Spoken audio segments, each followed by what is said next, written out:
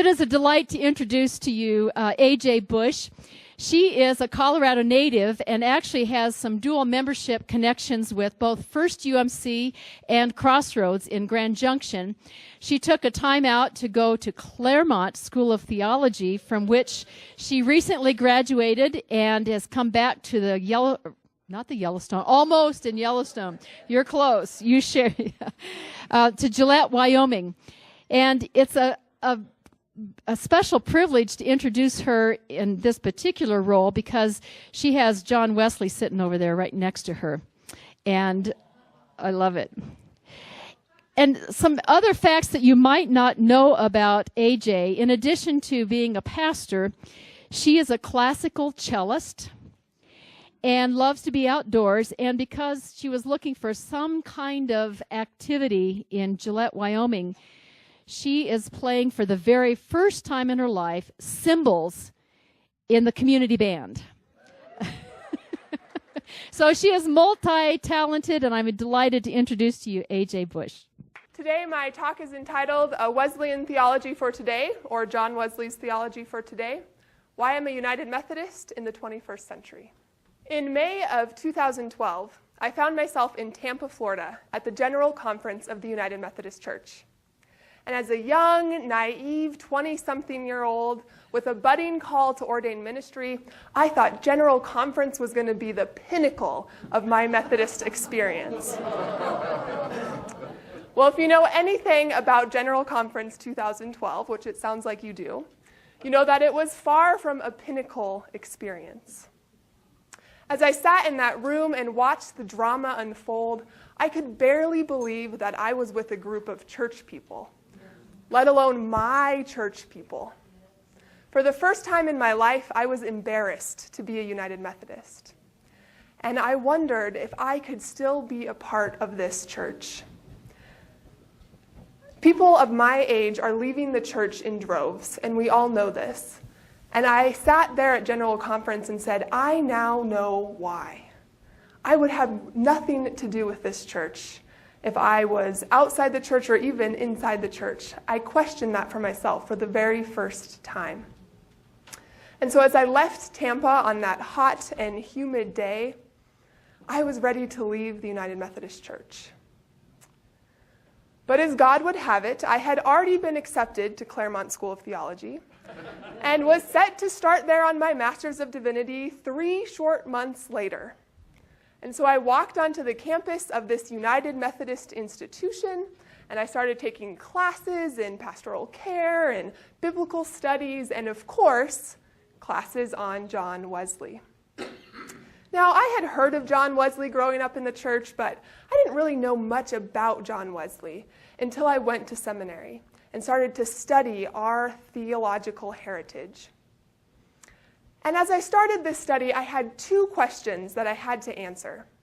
The first was, what does our theological heritage have to say to people of my age group in the 21st century?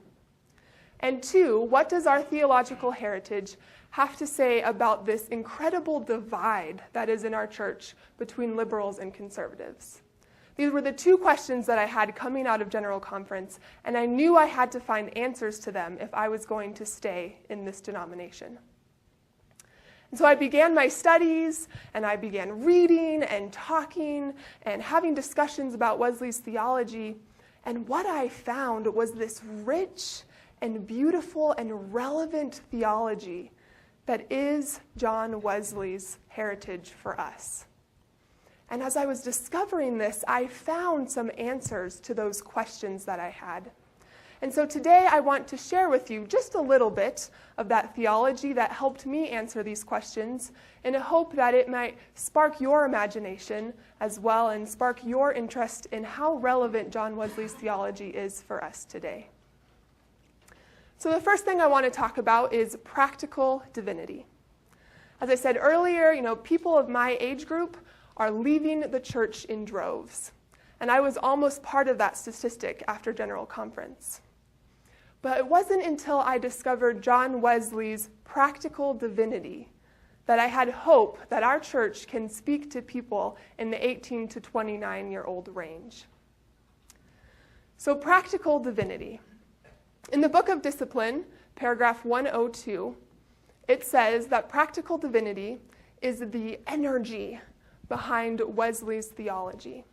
It's the implementation of genuine Christianity in the lives of believers. And John Wesley believed that practical divinity, or that our theology, had to be practical in order to be relevant. And so this is at the basis of John Wesley's theology. And today, there has been lots of research done about why 18 to 29-year-olds are leaving the church. A couple of books that I found, here's John Wesley. A couple of books that I found helpful in this are by David Kinnaman, Unchristian, and You Lost Me. And in these books, David has a couple of main ideas that come across as to why young people are leaving the church. One of them is that the church is seen as shallow.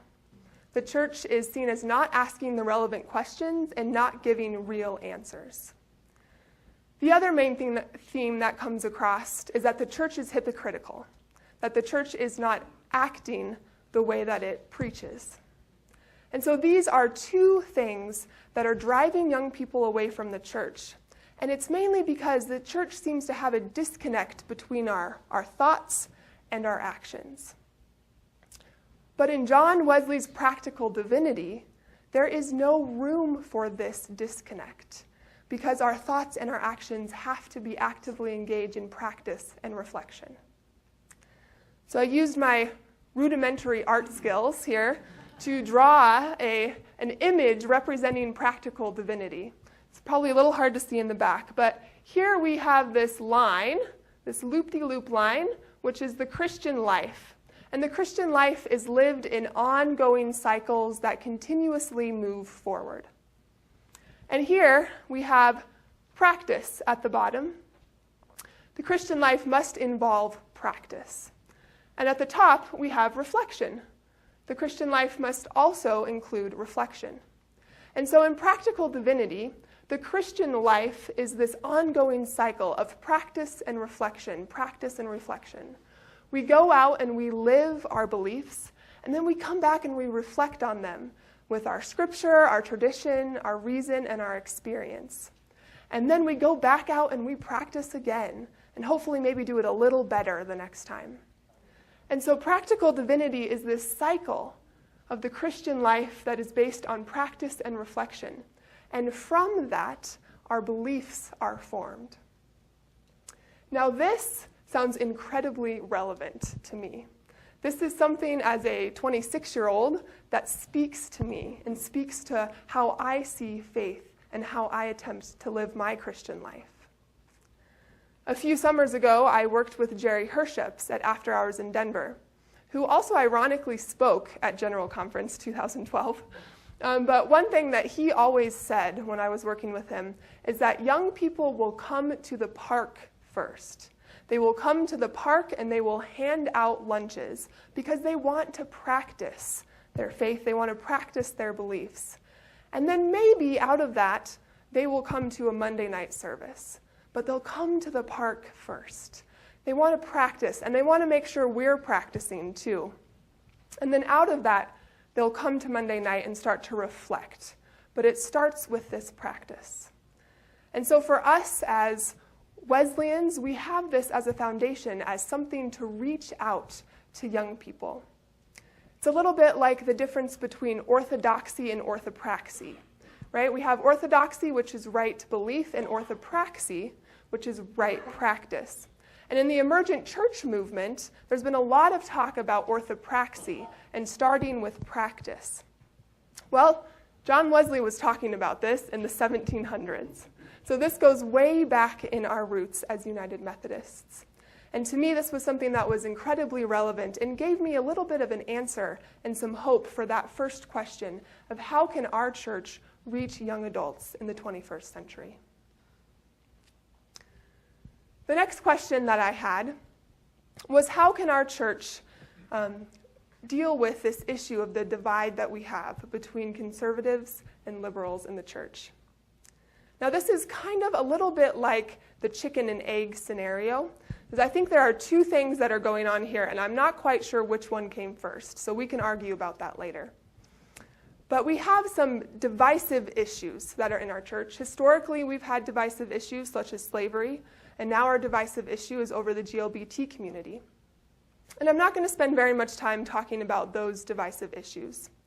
But I would point us back to this practical divinity piece when we talk about those, and thinking about, are we really practicing our love and our compassion and God's justice and inclusion in the world with these issues? Are we really reflecting on how this practice is influencing our decisions and our beliefs? Or are we just holding up some old, antiquated belief systems that maybe need to be rethought? But I don't want to talk too much about that today. What I want to talk about is just this general split in the church between conservatives and liberals. And it's not even just our church. It's across the board in Christianity. And maybe it's just a human thing. Maybe we just don't like to talk to people who disagree with us. Right? But I think as the church, we should be striving to be able to find a place for everyone at the table. So I wanted to see if John Wesley had any answers to this question. And what I was struck by was John Wesley's ideas of personal holiness and social holiness. Personal holiness is our personal relationship with God and our personal spiritual life. And social holiness is that idea of living out our faith and living out what we believe in the community.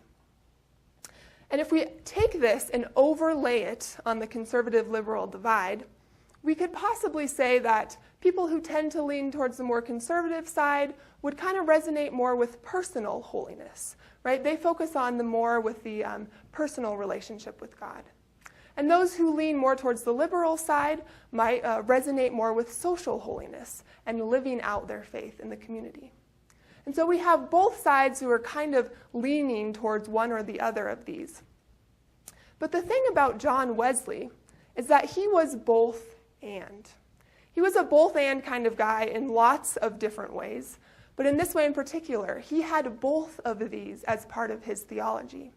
He believed deeply in a personal relationship with God, and he also required that we be involved in social holiness. And so both of these things are in John Wesley. And I think something that's happening today is that each of these sides are taking the parts of John Wesley that they like, and they're using them against each other, instead of realizing that both of these exist within John Wesley. And so there is this precedent in our theology for having everyone at the table. You know, there are some denominations that clearly fall on one side or the other, but not with United Methodist. We have this precedent of having a diverse theological perspectives in our denomination and at our table. And I think as a young person, that's really relevant. Young people want to be talking about the deep issues. They don't want quick answers. They want to be able to see different perspectives and have deep discussions across dividing lines. And so the fact that our denomination has this built within its DNA, we are relevant to young people in that way as well. And I think we can find a way to bring everyone to the table through personal holiness, social holiness, and our ability to sit down together and truly have holy conferencing. So why am I a United Methodist in the 21st century? Because of this guy. John Wesley's theology continues to speak to me as a young person in the church, and I think that it probably continues to speak to all of you. I think there are many things about John Wesley's theology that should give us hope for the future of our denomination if we can kind of recapture some of Wesley's spirit. Because Wesley, after all, was a man of hope. I mean, the guy believed in perfection and that we could reach perfection in this lifetime, right? He was a very hopeful theologian. And I think that hope still lives within us and is something that can propel us towards the future. Thank you.